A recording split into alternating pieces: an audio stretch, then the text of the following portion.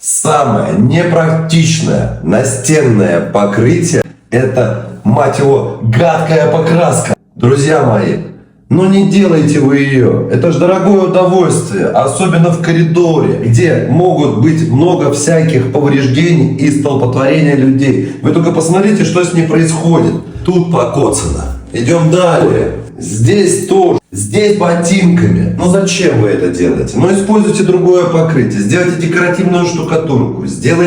Поклейте обои под покраску. Это будет гораздо практичнее.